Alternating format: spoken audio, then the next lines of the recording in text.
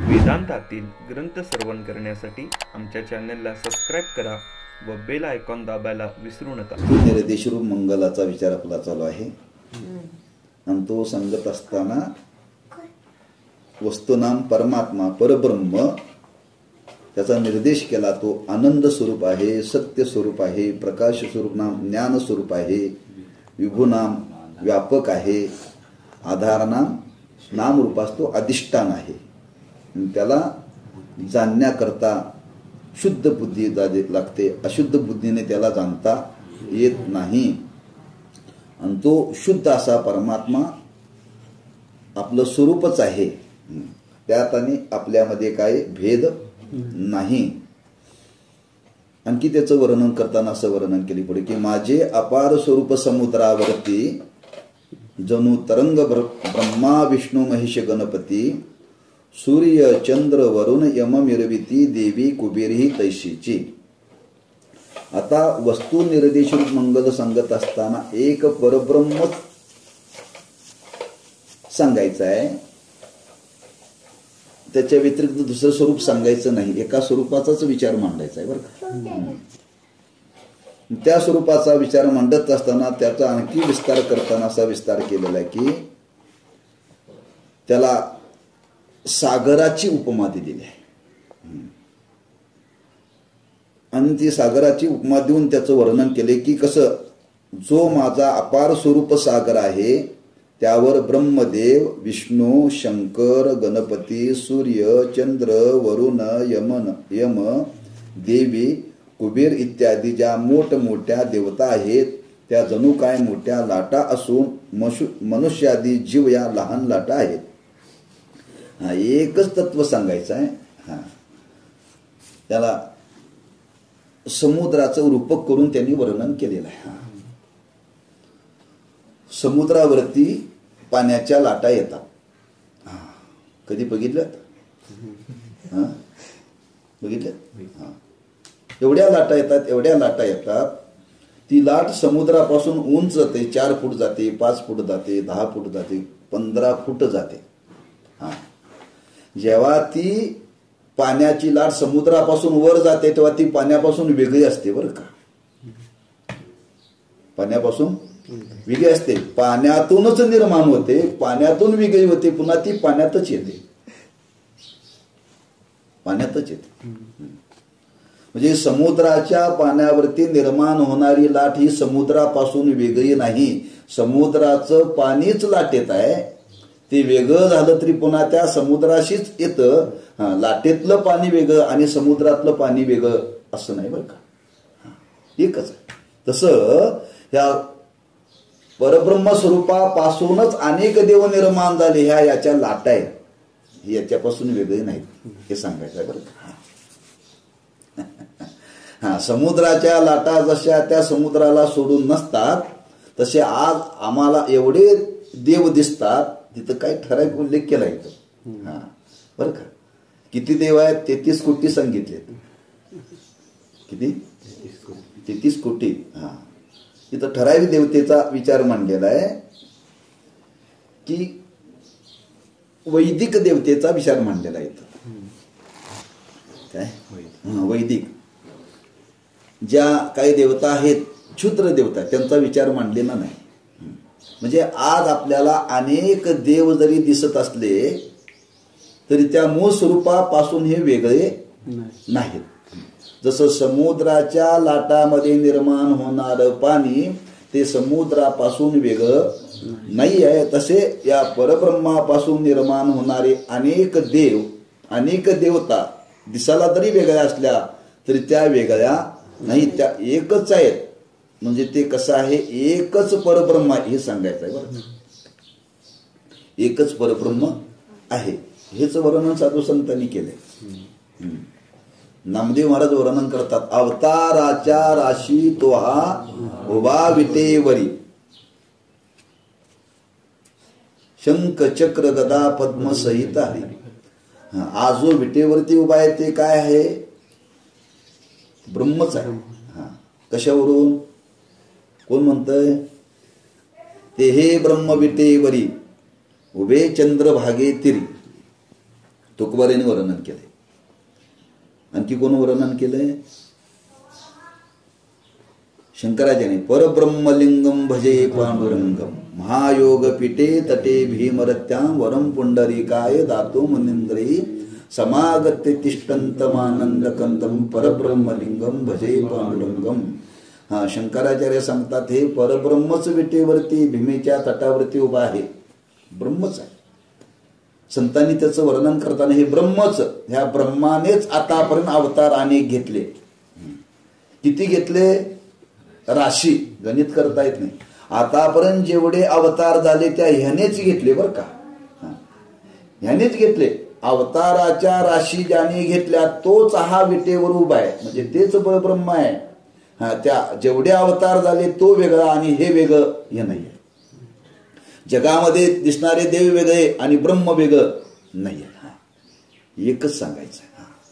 म्हणजे एकच परब्रह्म आहे, एकच परब्रह्म ते अनेक रूपाने प्रकट झालेलं आहे, अनेक रूपाने प्रकट झालेलं आहे. आणखी तुकोबाराने वर्णन केलंय, धरी येली सोंगे अवघी येणे पांडुरंगे. सोंग कुठपर्यंत असतं? नाटकापुरतच. हा, ते बहिरूपी सोंग काढतात आणि बहिरूपी सोंग काढताना ती दुपारपर्यंत सोंग असतं. संध्याकाळी ती मुलं म्हणतात हा सकाळी जो हनुमान झालता ना हाच बर का, हाच. काल शंकर झाला होता ना हाच बर का, हाच माणूस. रावण झाला होता ना तो हाच, राम झालेला हाच, सीता झालेला हाच. म्हणजे त्याचं स्वरूप तेच आहे. याने सोंग घेतली होती. जसा बहुरूपी अनेक सोंग घेतो पण त्याच्या स्वरूपात कधी बदल होत नाही, त्याच्या स्वरूपात कधी बदल होत नाही. त्यांनी रामाचं रूप घेतलं म्हणून तो काय राम होत नाही, सीतेचं रूप घेतलं म्हणून तो सीता होत नाही. मूळ स्वरूप तसंच आहे. म्हणजे तो एकच बहुरूपी अनेक सोंग घेतो. तसंच या परब्रह्माने ही अनेक रूप धारण केली. ही रूप धारण केली म्हणजे ती स्वरूपापासून भिन्न नाहीत. म्हणून सांगतात तिथं की समुद्रापासून निर्माण झालेल्या लाटा समुद्रापासून दिसायला जरी वेगळ्या असल्या तरी त्या लाटा समुद्रापासून वेगळ्या नाहीत का?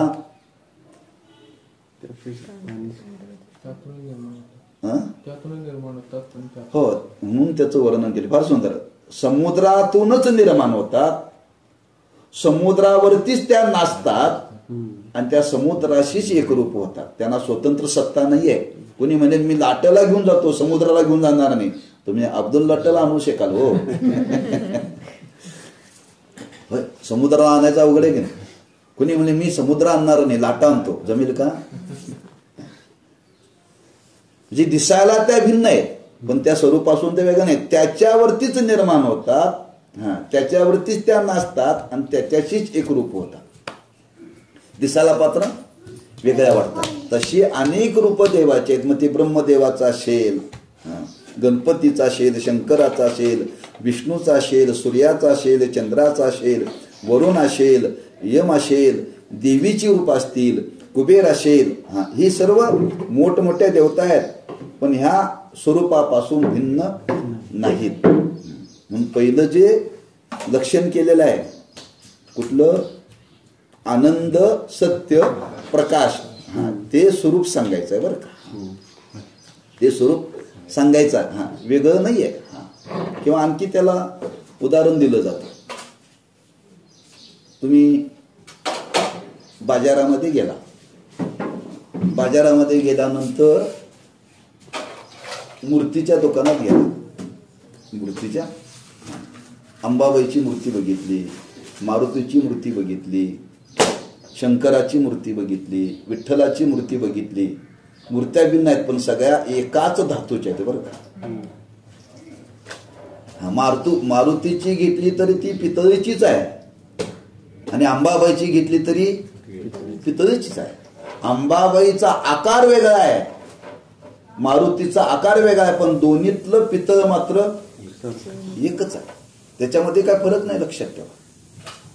काही नाही, एकच आहे. तसं रूप अनेक आहे पण स्वरूप एकच आहे. रूप अनेक आहे पण स्वरूप एकच आहे. असे कितीतरी जगात ते उदाहरण घेतात. बेसन पासूनच लाडू करतात नाही का, काय काय करतात, अनेक पदार्थ करतात. पदार्थ केले तरी आकार बदलला पण त्याचं मूळ स्वरूप तेच आहे. तसा या जगतामध्ये अनेक देवता जरी दिसत असल्या तरी त्या दिसायला वेगळ्या आहेत पण स्वरूपापासून त्या वेगळ्या नाहीत. म्हणून भक्ती करताना अशी भक्ती सांगितलेली आहे. भक्तीचं स्वरूप सांगितलंय की व्यभिचारी भक्ती आणि अव्यभिचारी भक्ती. आपण अनेक देवाची भक्ती करा पण डोक्यात भेद येता कामा नये. भेद येता कामा नये. हे कधी कळेल, हे ज्ञान होईल तर. तुम्ही अंबाबाईच्या देवाला जा, अंबाबाईचं दर्शन घ्या, पण हे ब्रह्मच अंबाबाईच्या रूपाने इथं प्रगट झाले बरं का. ज्योतिबाला जा, हा ज्योतिबाच ब्रह्मच ज्योतिबाच्या रूपाने प्रगट झाले. खंडोबाला जा, खंडोबाच ब्रह्मच खंडोबाच्या रूपाने आहे. कुठेही जा तुम्ही, दत्ताच्या दर्शनाला जा, ते ब्रह्मच दत्ताच्या रूपाने झाले. पण आमच्या डोक्यात हे नाही का, दत्त वेगळा, अंबाबाई वेगळी, ज्योतिबा वेगळे. आम्ही फक्त दत्ताचीच भक्ती करतो, आम्ही विठ्ठलाची भक्ती करत नाही. आम्ही फक्त विठ्ठलाची भक्ती करतो, आम्ही दत्ताची करत नाही. समजावं, आपल्याला पूर्ण ज्ञान झालेलं नाही.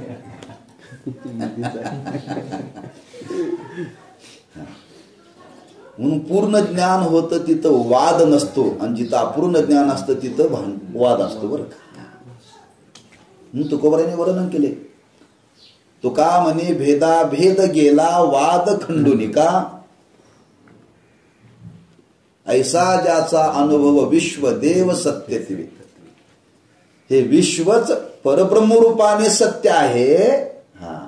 विश्व सत्य नाहीये, देव सत्य रूपाने. आम्हाला देवच दिसतो, आम्हाला हे जग दिसत नाही. वाद कोणाशी घालायचा.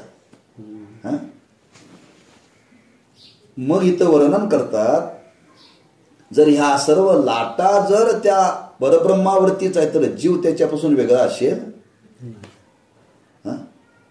हा जीव सुद्धा त्याच स्वरूप आहे ना. त्याला फक्त अविद्या नावाची उपाधी लागल्यामुळं जीव म्हणतात. अविद्या नावाची उपाधी लागल्यामुळं जीव म्हणतात आणि माया नावाची उपाधी लागल्यामुळं ईश्वर म्हणतात बरं का. उपाधी काढलं की एकच आहे. हौदातलं पाणी आणि घागरीतलं पाणी काय फरक आहे. घागरीच्या उपाधीत आल्यामुळं घागरीतलं पाणी म्हटलं जातं आणि हौदाच्या उपाधीत आल्यानंतर हौदातलं पाणी जातं. नळानं भरताना काय तुम्ही हौदात भरले ते रंकाळ्याचं आहे आणि घागरीत भरलेलं नदीचं आहे. उपाधीचा संबंध आला की उपाधीचा निर्देश केला जातो पण पाणी एकच आहे. तसं त्या परब्रह्माला जीव नावाची उपाधी का लागली, अविद्यामुळं. ईश्वर नावाची उपाधी का लागली, मायेमुळं बरं का. उपाधीचा त्याग केला तर ते एकच आहे. तसं हे जीव अनेक जरी दिसत असले तरी त्या स्वरूपापासून वेगळे नाही. तर सांगायचं आहे काय, जशा समुद्रापासून निर्माण होणाऱ्या लाटा त्या समुद्रापासून वेगळ्या नाही तर जगामध्ये एवढे दिसणारे हे जीव त्याच्यापासून वेगळे असतील का. म्हणून आम्ही तुम्ही प्रत्येकजण एक एक लाटच आहोत. आम्ही तुम्ही सुद्धा. म्हणून तर भगवंतांनी 15व्या अध्यायामध्ये केले, ममैवंशो जीव लोके जीवभूत सनातना मनश्रेष्ठानी इंद्रियानी प्रकृतीस्थानी. अर्जुना, हे सगळे माझे अंशच आहेत. अंश हा मूळ स्वरूपापासून वेगळा नसतो. म्हणून आमच्या तुमच्यात आज कोण आहे, आहे ना. तो आहे म्हणून हे चाललंय ना. म्हणजे जीव रूपाने जरी पतितीला हे येत असलं तरी जीव हा त्या परब्रह्मापासून वेगळा नाही आहे. म्हणून असो एकच परब्रह्म आहे त्याचा निर्देश करतायत बरं का. त्याचा निर्देश करतायत.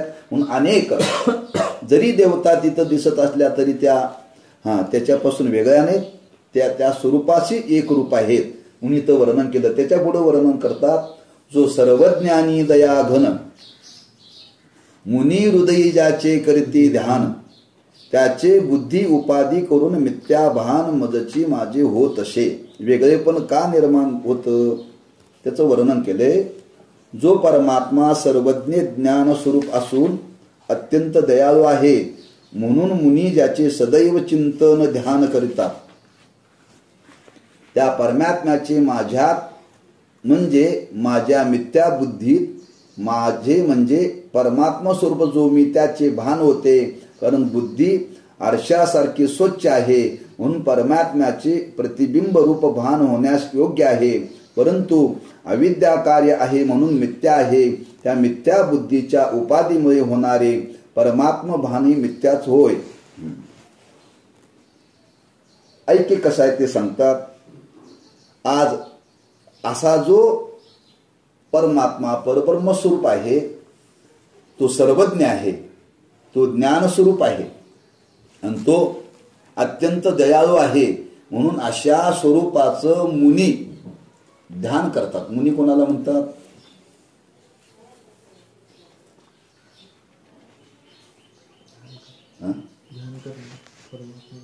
हो बरोबर आहे की. आम्ही मुनी कोणाला म्हणतो? ज्याने जटा वाढवलेल्या आहेत, दाढी वाढवलेला आहे, कपड्याचा रंग बदललेला आहे, जे त्या भगवत स्वरूपाचं मनामध्ये मनन करतात त्याला मुनी म्हणतात. बरं का? मनन करतात त्याला मुनी म्हणतात. मग आम्ही सुद्धा मननच करतोय, आम्ही सुद्धा मननच करतोय, पण काही कालापुरतं, काही कालापुरतं. ते सतत त्या मननामध्येच असतात. ते परमात्मा स्वरूपाच्या व्यतिरिक्त कोणाचं मननच करत नाही म्हणून त्यांना मुनी म्हणतात. आम्ही देवाच्या समोर बसलं की तेवढंच मनन करतोय. आणि ते मनन करता करता जर रिंग वाजली तर लगेच आमच्या मनात काय येतो? कुणाचा कॉल येऊन गेला असेल बरे. जे ह्याला मनन म्हणत नाही, एवढं ते क्षणिक नाही बरं का. म्हणजे त्यांच्या मननाचा विषय एक परमात्माच आहे. त्यांच्या मननाचा विषय परमात्माच आहे.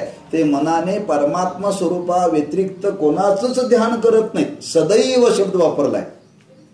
मुनी ज्याचे सदैव चित्तात ध्यान करतात, सदैव. म्हणजे त्यांच्या ध्यानाचा विषय तो परमात्माच आहे, त्याचं ते ध्यान करतात, बाकी कोणाचं करत नाही. आमच्या तुमच्या ध्यानामध्ये नाही का आहे, पण कसं आहे त्याने आपल्याला थोडंसं पटवून दिलेलं आहे. ज्या परमात्मा स्वरूपाचं जे ध्यान करतात तो परमात्मा आपल्या हृदयामध्ये आहे असं जाणून त्याचं ते ध्यान करतात. बरं का? जो परमात्मा त्याचं वर्णन केलं, जो आनंद स्वरूप, ज्ञान स्वरूप, व्यापक म्हणून सांगितलं, सत्य स्वरूप सांगितलं, तेच आपलं स्वरूप आहे असं चित्तामध्ये त्या स्वरूपाचं ते ध्यान करतात. मग आम्ही का करत नाही? आमच्या चित्ताची अवस्था कशी आहे त्यांनी आपल्याला थोडंसं पटवून दिलंय. त्या स्वरूपाचंच प्रतिबिंब, बिंब आणि प्रतिबिंब असं वर्णन केले. बरं का?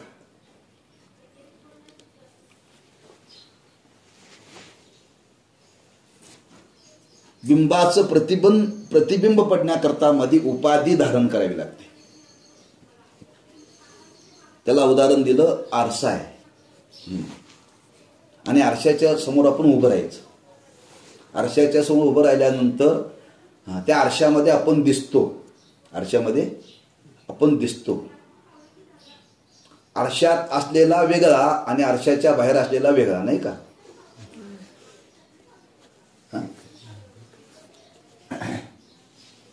आरशामध्ये जे पडलं त्याला काय म्हणतात? प्रतिबिंब. आणि आरशाच्या बाहेर उभा आहे ते मग बिंब. हे प्रतिबिंबापासून वेगळं आहे का एकच आहे? एकच आहे. बरोबर आहे ना? आपण बिंब रूपाने आहोत आणि आपलंच प्रतिबिंब त्या आरशामध्ये पडलेलं आहे. पण त्या आरशामध्ये प्रतिबिंब पडण्याकरता आरसा स्वच्छ असावा लागतो. आरसा स्वच्छ असावा लागतो. त्या आरशावरती जर डाग असतील, आरशावरती जर डाग असतील तर आपल्या चेहऱ्यावरती डाग दिसतात त्या आरशामध्ये बरं का. माणसं पुसाचा, अरे आपल्याला डाग नाही, आरशावरती डाग आहेत. आरशावरती डाग असेल तर त्या प्रतिबिंबावरती आपल्याला डाग दिसतात. बिंबावरती डाग आहेत का? आपल्या चेहऱ्यावरती डाग आहेत का? चेहऱ्यावरती डाग नाही. आपला चेहरा स्वच्छ आहे. हा, पण आरशावरती जर डाग असतील तर त्या प्रतिबिंबावरती सुद्धा डाग दिसतात बरं का. म्हणून आपलं प्रतिबिंब आरशात बघायच्या आधी आरसा स्वच्छ पुसावा लागतो. आरसा स्वच्छ पुसावा लागतो.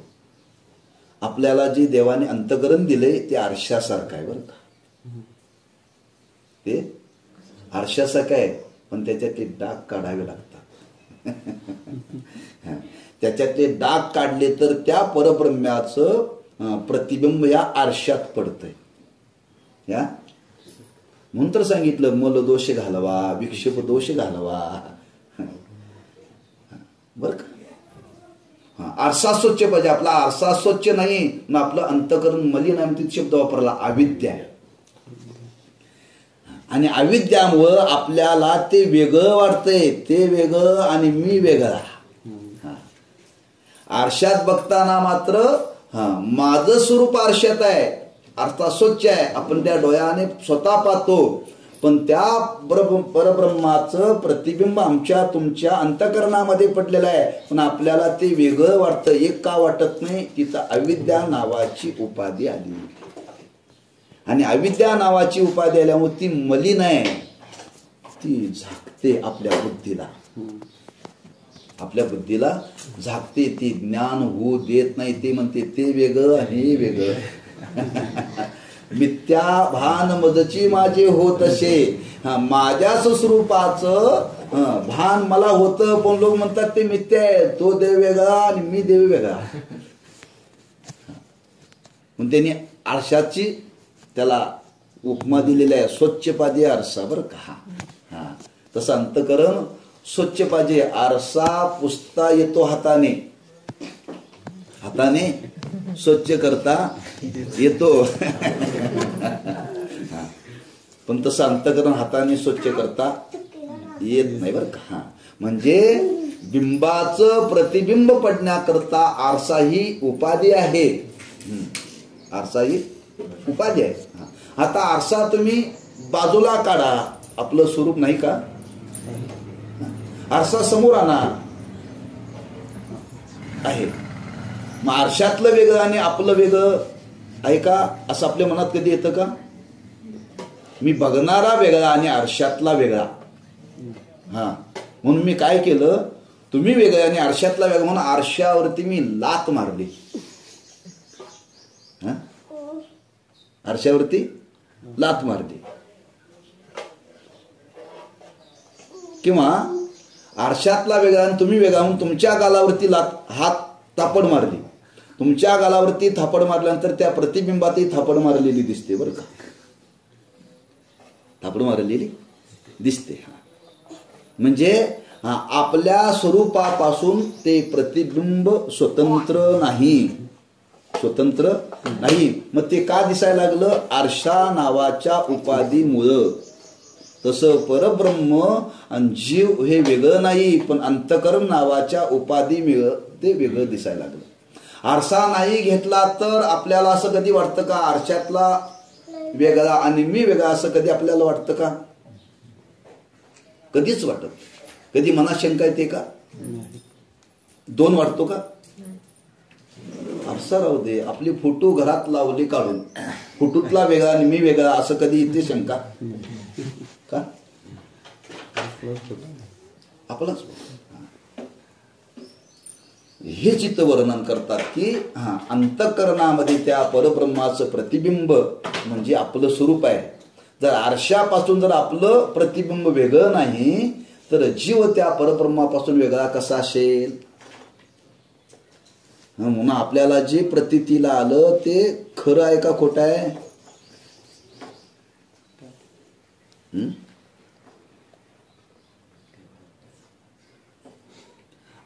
आरशातला खरा का आरशाच्या बाहेरचा खरा? आरशातला खरा का आरशाच्या बाहेरचा? बाहेरचा खरा. मग आम्हाला मिथ्या वाटतं बरं का.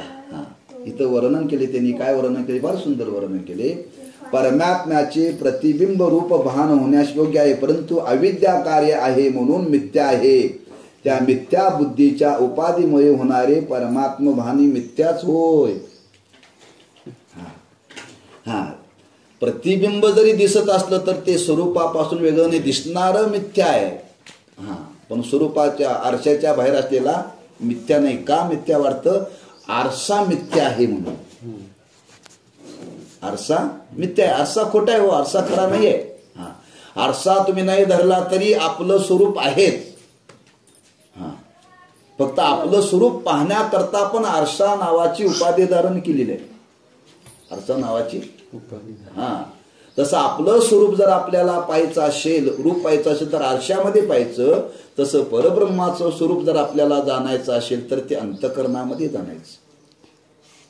अंतःकरणामध्ये जाणायचं. फक्त उपाधी काही कालापुरती स्वीकारली. उपाधी भिन्न आहे, ती खोटी नाही आहे. पण त्या उपाधीमुळे दोन वाटायला लागले, पण स्वरूपाने मात्र एकच आहे. आरशामुळे दोन वाटायला लागले, पण स्वरूपाने आपण एकच आहे. तसं परब्रह्म एकच आहे.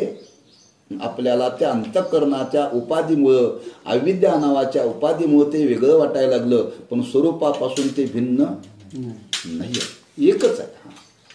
एकच आहे. म्हणून माग आपण दृष्टांत दिला त्याला दुसरा.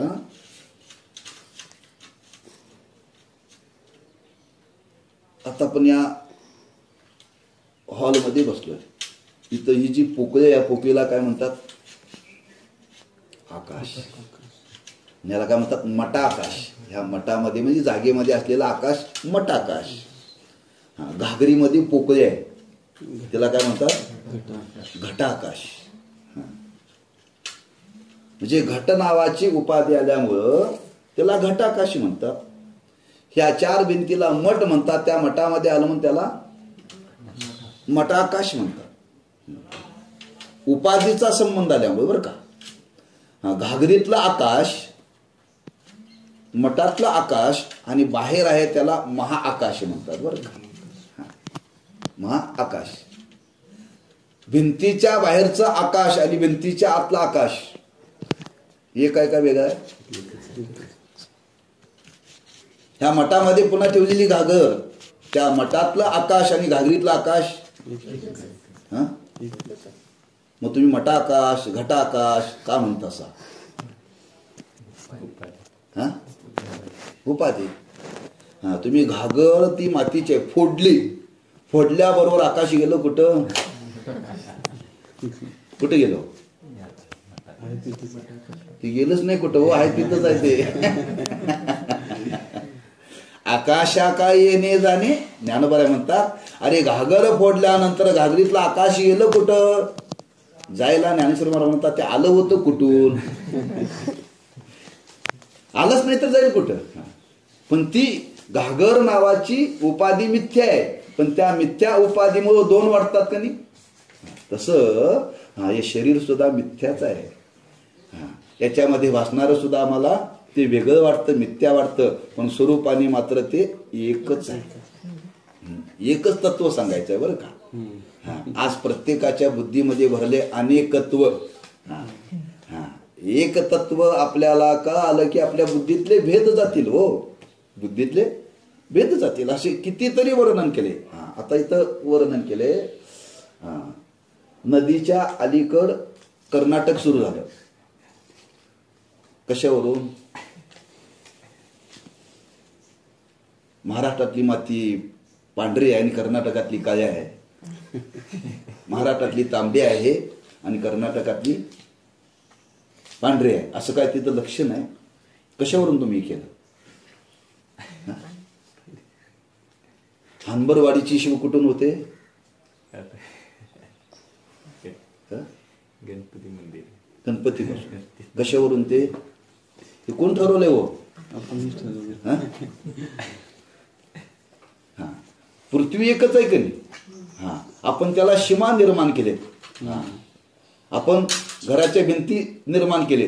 तुम्ही जर घर बांधाय काढला आणि शेजारी आडवते माझ्या जागेत का बांधालास, ही भांडणं का? हे भेद आहे डोकीत आपल्या लक्षात ठेवा. म्हणजे तत्वज्ञान जर झालं तर भांडणं मिळतात बरं का, भांडणं मिळतात. अरे जमीन एकच आहे, आपल्याला ती वाटून दिलेली आहे. वाटून दिली म्हणून ती आपली आहे का? आपली असती तर पंचायतनं फाळा घेतला असता, नगरपालिकेने फाळा घेतला असता.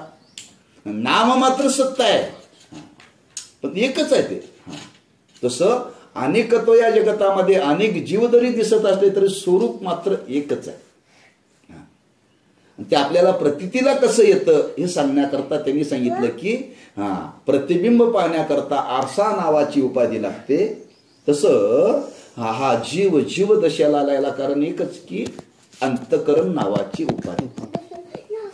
आणि त्या अंतकरण नावाची उपाधी त्याच्यामध्ये अविद्या नावाचा मुख्य भाग आहे. आणि त्या अविद्येमुळं ती आपल्याला आपलं स्वरूप कळत नाही, ते जाणून देत नाही बरं. अविद्या कार्यामुळं आपल्याला ते दोन वाटतात पण एकच आहे. अविद्येचं मायेचं कार्य हेच आहे, एकाचे दोन करणं, एकाचे दोन करणं. माया,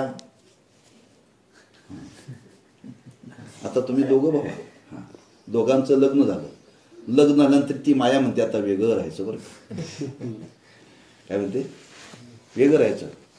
नुसतं वेगळं राहिलं म्हणते बाबाला एकीकड आईला एकीकड. कोण? माया.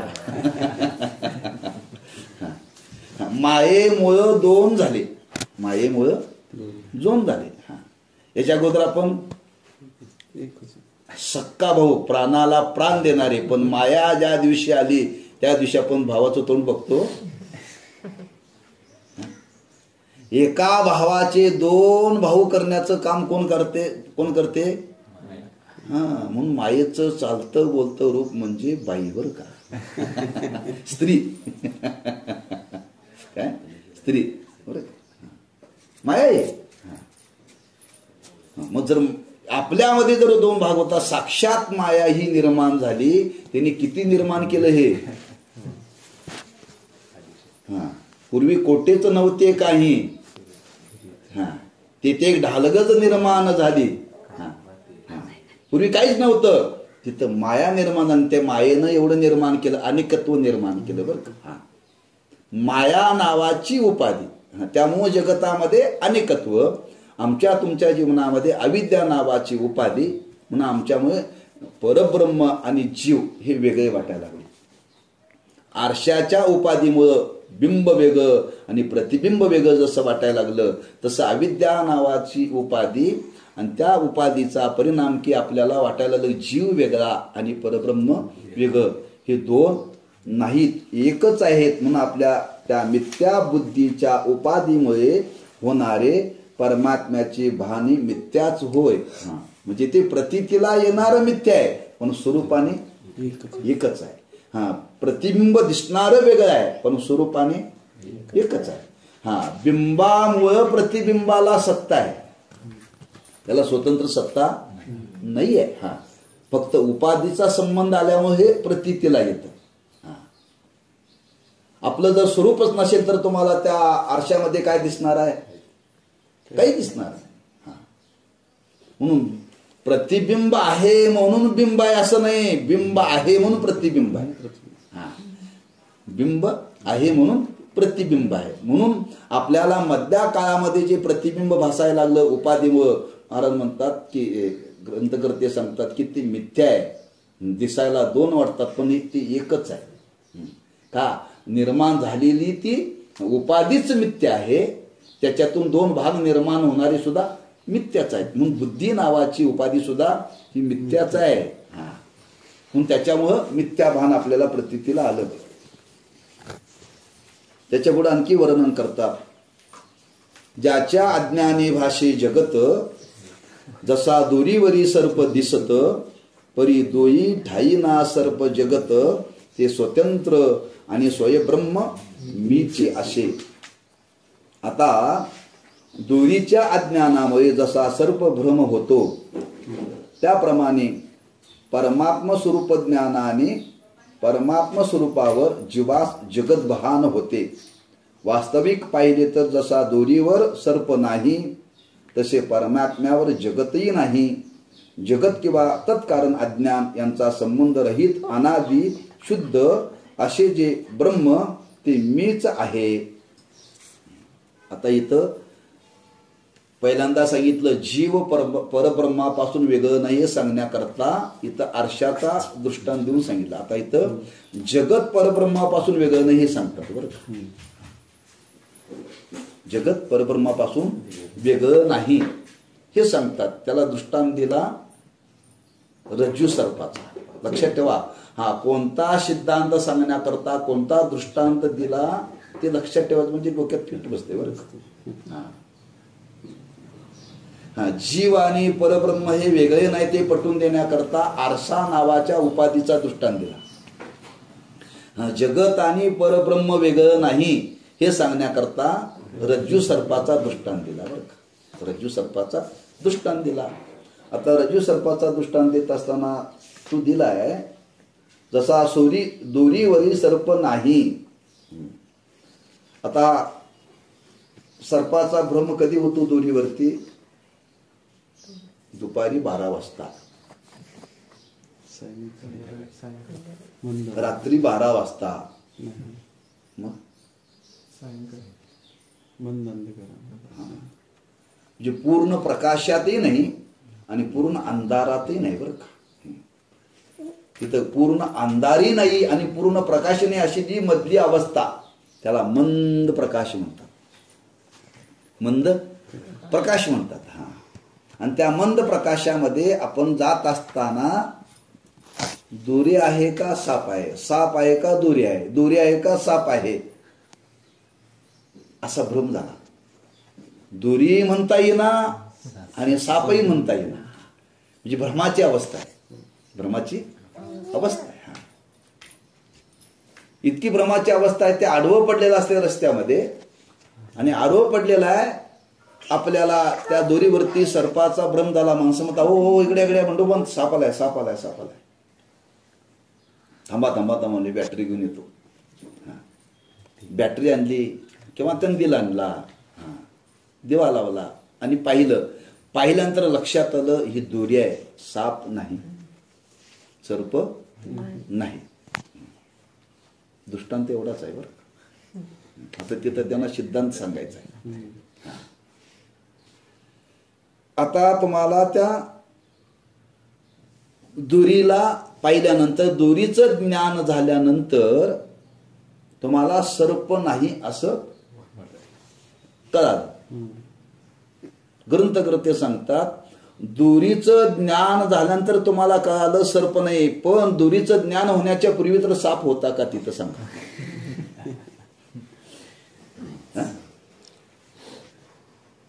मग मधल्याच काळात कसा काय दिसला?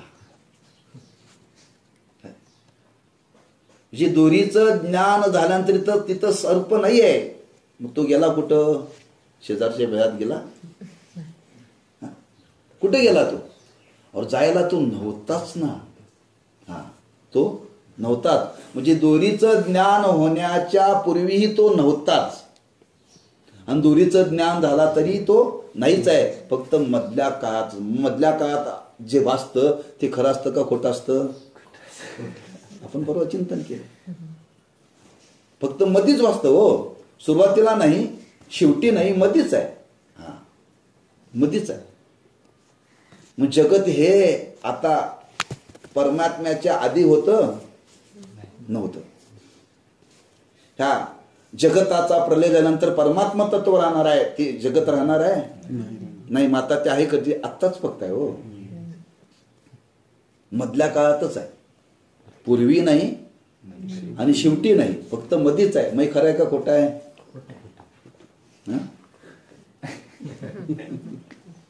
खरं आहे खोटं आहे?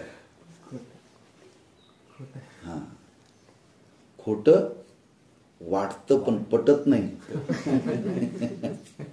खोटं वाटतं पण पटत नाही. पण त्यांनी त्या दृष्टांतांनी पटवून दिलेलं बरं का. दोरी खरी आहे, खऱ्या दोरीवरती खोटा सर्प भासला. खऱ्या दोरीवरती जर खऱ्या दोरीवरती जर खोटा सर्प भासतो तर खऱ्या परब्रह्म स्वरूपावरती खोटं जग का भासणार नाही.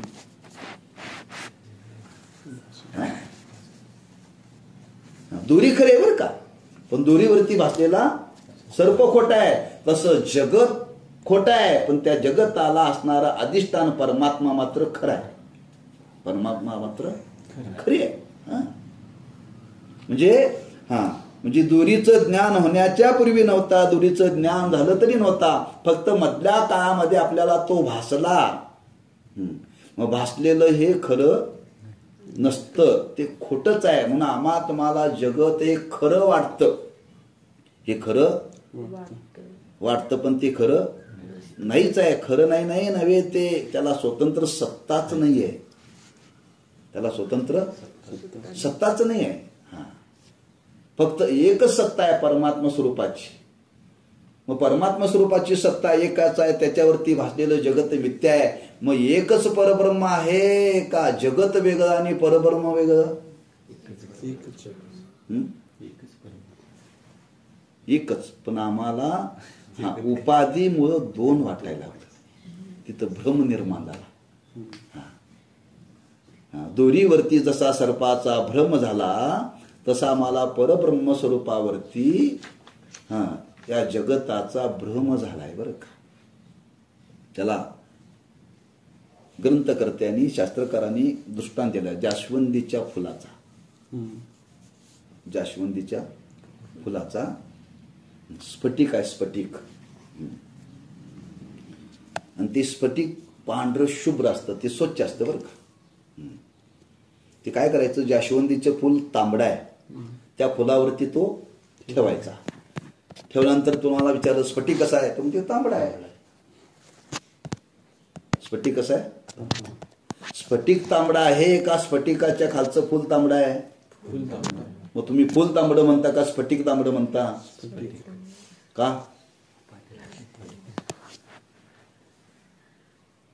का म्हणता सर? ठेवल्यामुळे ते उपाधी.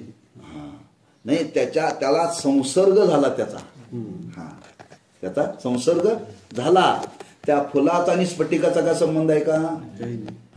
त्या फुलावरती 4 तास जरी स्फटिक ठेवलं तर त्या फुलाचा रंग स्फटिकात जातोय?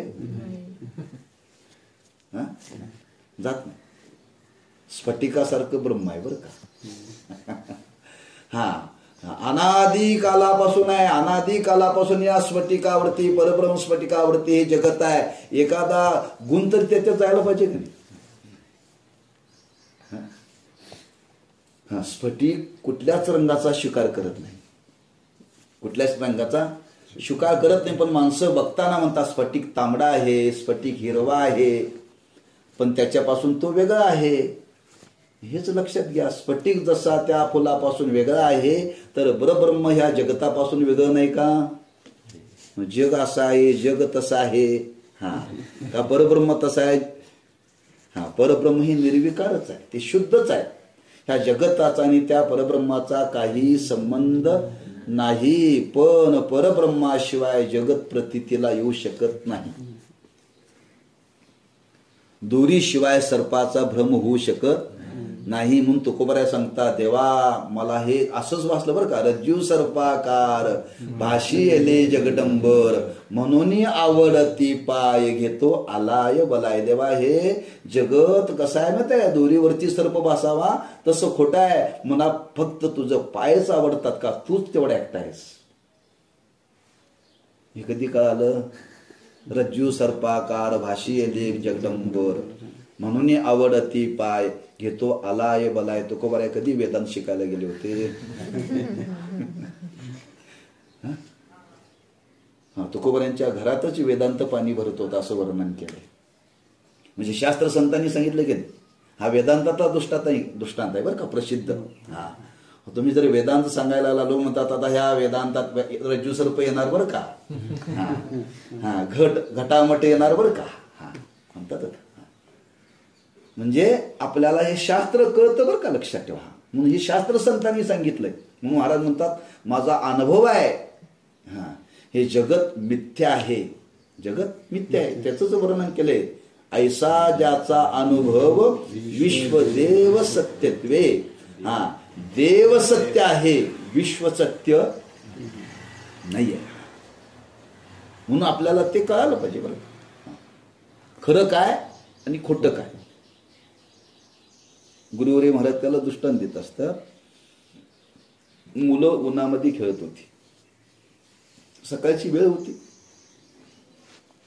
आणि एक गोसावी आला भिक्षा मागायला. भिक्षा मागायला आला दारामध्ये. भिक्षा मागता मागता त्या गोसाव्याचं लक्ष गेलं, ती पोरं पैशाने खेळत होती. त्या पैशाच्या डावामध्ये तो दारातच खेळत होती, तिथं उभं राहिला. आणि ते पैसा बघितल्यानंतर त्या गोसाव्याने काय केलं, हळूच अंगठ्याने ते पैसे उचलले बरं का. पाय असा वाकडा केला आणि हा हात असा नेला आणि त्या अंगठ्यातला पैसा काढून घेतला आणि खिशात घातला. यानं बघितलं बरं का. बघितलं गेलं रडत बाबा बाबा बाबा म्हणजे त्याला काय वाढू नका म्हणजे. का? माझा पैसा घेतला म्हणजे यानं, माझा पैसा घेतला. तो गोसावी म्हणतो मी कशाला पैसा घेऊ, मी भिक्षा मागायला आलो, मी कशाला पैसा घेऊ. म्हणते नाही मी बाबा मी बघितले बरं का, ह्याला अजिबात काही देऊ नका, माझा यानं पैसा घेतलाय. तो म्हणते मी घेतला नाही, हा म्हणतोय घेतलाय, ह्याचं काय रत्न थांबना. शेवटी तुम्ही म्हणलं बाया घेऊ दे, तो खोटाच होता. काय होता? खोटाच होता म्हटल्याबरोबर त्या गोसाव्याने खिशातलं काढला आणि टाकून दिला. याचं रडणंही थांबलं आणि तो न घेता घेऊनही गेला, न घेता निघूनही गेला. हा खरं होतं म्हणून त्याने घेतला आणि खरं आहे म्हणून रडत होता. खोटा आहे म्हणल्याचं याचं रडणंही थांबलं आणि ज्याने स्वीकार केला होता त्याने त्याचा त्यागही केला. आमची अवस्था हीच आहे जगाच्या बाबतीत. हे जोपर्यंत खोटं वाटत नाही तोपर्यंत आम्ही रडणारच. आपल्याला खोटं कोण सांगणार? आमचा बाबा म्हणजे गुरु. तुम्ही संत माय बाप कृपावंत काय मी पती. तर संतांनी सांगितलं बाबा हे खोटं आहे, रडू नकासा. काय लटिका व्यवहार सर्वा संसार वाया येरजार हरिवेन. तुम्ही रडू नका, हे खोटं आहे, खोटच आहे. म्हणून हे आपल्याला इथं पटवून देतात बरं का. म्हणून आपल्याला हे जगत जरी प्रतीतीला येत असलं तरी हे जगत सुद्धा खोटच आहे, खरं नाही आहे. म्हणून त्या रज्जू सर्पाच्या उदाहरणाने दोरी तेवढी सत्य आहे, पण त्याच्यावरती भासलेला सर्प मात्र फक्त प्रतीतिकाली मात्र खरा वाटतो. का प्रतीतिकाली खरा वाटतो? शंका यायला पाहिजे मनात. प्रतीतिवाली का खरा वाटतो, का खरा मानला जातो?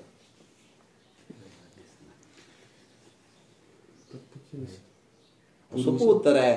ज्यावेळी तुम्हाला त्या अंधारामध्ये सर्प भासला त्यावेळी तुम्हाला भय वाटलं का नाही? तुम्ही घाबरला का नाही? काय काय एवढे घाबरतात स स स प प पुढचं म्हणता येत नाही.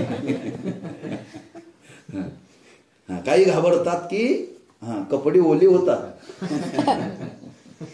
आता तुम्हाला हे भय निर्माण झालेलं खरं आहे का खोटं आहे? तुमच्या अंगाला दरदरून घाम आला, खरा का खोटा आहे? लहान असेल कपडे तो कपड्यामध्ये हे करतो, लघुशंका करतो, हे खरा का खोटा आहे? का ज्यावेळी तुम्हाला सर्प बसला त्यावेळी तो खरा वाटला म्हणून. प्रतीती कालामध्येच खरा आहे, त्याचं ज्ञान झाल्यानंतर खरा नाही. का आपल्याला त्याच्या मानण्याने दुःख झालं म्हणून त्या काळात त्याला खरं मानावं लागतं. जर खरं मानलं नसतं तर दुःख झालं असतं का? अंगाला घाम आला असता का? फक्त प्रतीती कालातच बरं का. ते एकदा खोटं असं कळल्यानंतर आता तुम्हाला पुन्हा पाठवलं, घाम येईल अंगाला, भय निर्माण होईल. फक्त प्रतीती कालामध्ये सत्य वाटतं. तसं जगत प्रतीती कालामध्ये जोपर्यंत ज्ञान होत नाही तोपर्यंत एकदा ज्ञान झालं की मग आपल्याला या जगात राहिलं काय, गेलं काय, काय आलं काय, गेलं काय, काय फरक पडत नाही. कोरोना आला काय, आणखी काय आला काय, पण कधी आपल्याला हे ज्या दिवशी अनुभवाला येईल त्या दिवशी. पण ज्यावेळी आपल्याला जे भासलं त्या काळामध्ये मात्र सत्य वाटलं, ते सत्य वाटलेलं खोटं आहे, ते खरं नाही. फक्त त्या काळामध्ये आपण त्याला सत्ता मानतो म्हणून या जगताला सत्ता फक्त प्रतीतिक आली आहे. एकदा दोरीचं ज्ञान झालं की सर्प तिथं नाहीच आहे, पूर्वी नाही, प्रतीती कालातही नाही आणि नंतरही नाही. तसं जगत आणि परब्रह्म हे दोन नाहीत, एकच आहेत. पुण्य पुरुषी सदैव निष्काम, बोध प्राप्ती कारणे भजावा राम.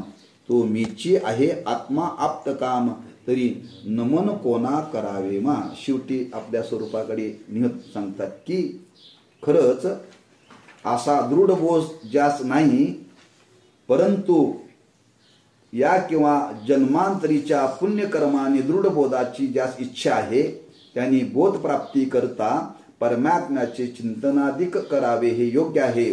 परंतु ग्रंथकाल निश्चलदासी म्हणतात तो परमात्मा मीच आहे असा माझा दृढ बोध असल्यामुळे आता मला नमस्कारात दुसरी कोणी राहिलेच नाही, मग मी नमस्कार कोणास करणार.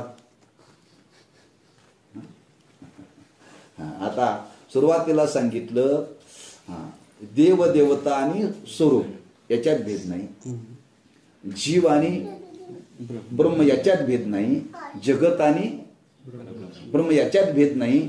मग आपण आहोत कोण? आपण परमात्मा स्वरूपच आहोत. पण हे जाणण्याची बुद्धी कधी निर्माण होईल?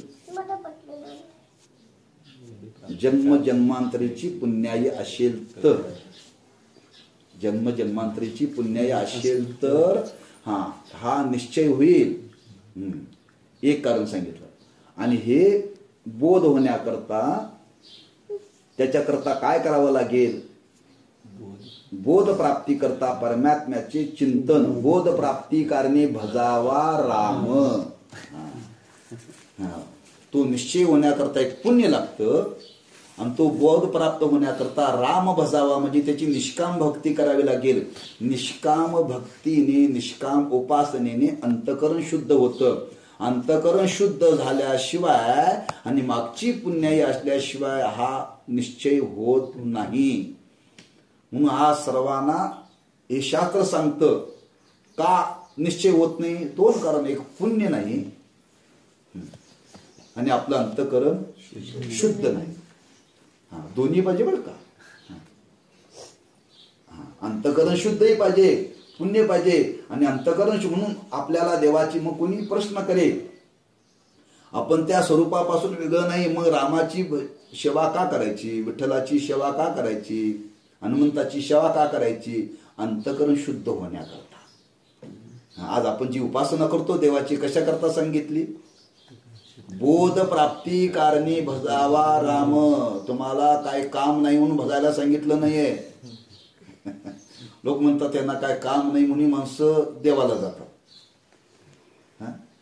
काय काम नाही म्हणून देवाला जातात, काम नाही म्हणून माणसं भजन करतात. सप्ताह करणारा माणसं का चांगलं म्हणतात? ह्यांना काय काम नाही म्हणूनच एक निर्माण केले म्हणतात. ही उपासना आहे. आणि कशा करताय? बोध प्राप्ती कारणे. आपण जी जी आज उपासना करणार आहे या भावनेनं ही उपासना करावी लागेल. हा मला बोध व्हावा म्हणून बोध प्राप्ती कारणे भजावा राम या भावनेनं आज आपण उपासना करा. अंतकरण शुद्ध होईल. आणि मागची पुण्याई असेल तर त्या जोडीने नंतर ज्ञानोबारांनी वरण बहुत सुकृताची जोडी म्हणून विठ्ठली आवडीवर. म्हणजे पुण्यही लागतं, शुद्ध पुण्यही लागतं आणि तशी त्याची उपासना करावी लागते. म्हणून आपल्याला अधिकार प्राप्त होण्याकरता, हा बोध होण्याकरता काय सांगितलं शास्त्राने? उपासना करा.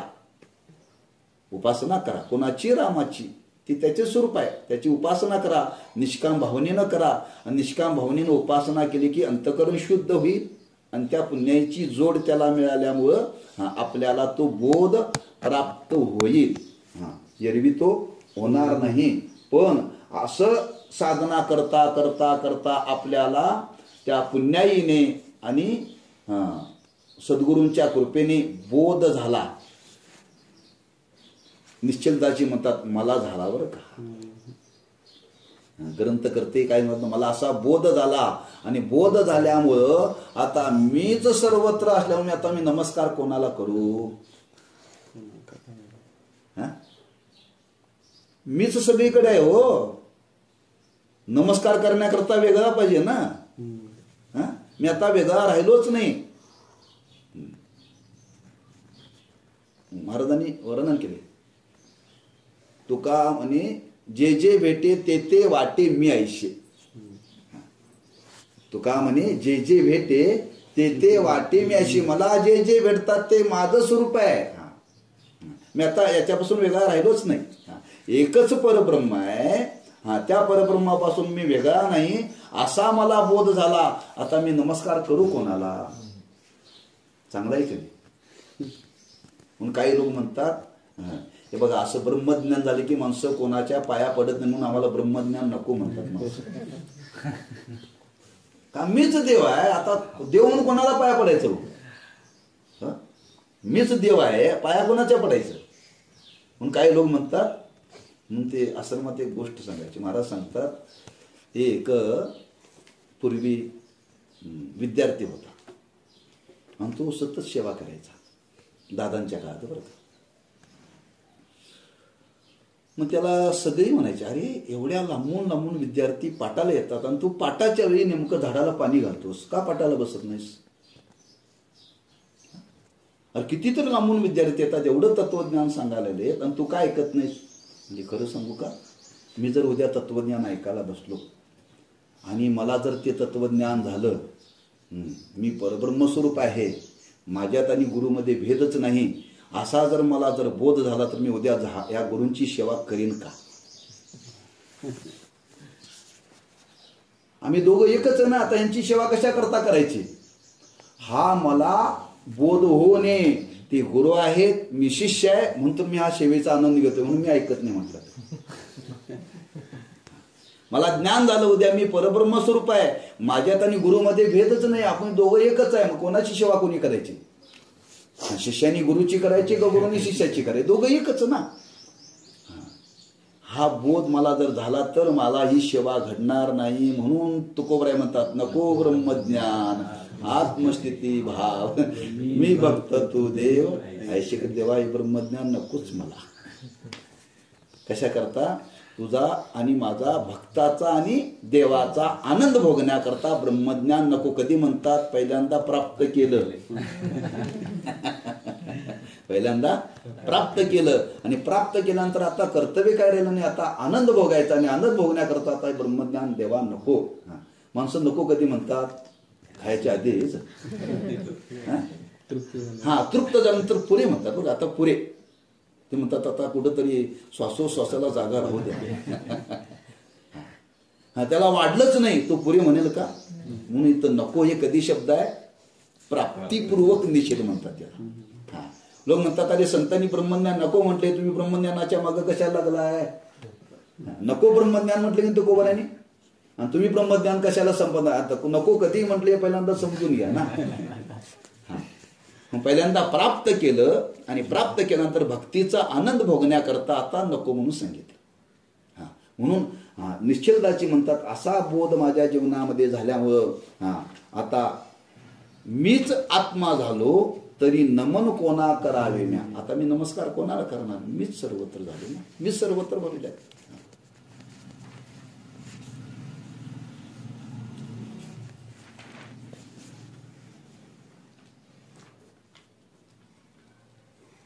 पुढं विचार म्हणलाय अद्वैत शास्त्रात परमात्म्याशी नाम ब्रह्माशी आपला अभेद प्रतिपादन करणे हेच श्रेष्ठ मंगल समजतात बरं का. म्हणजे इथं जे वस्तू निर्देशरूप मंगल सांगितलं ना 3 मंगलाचरण सांगितले नाही का.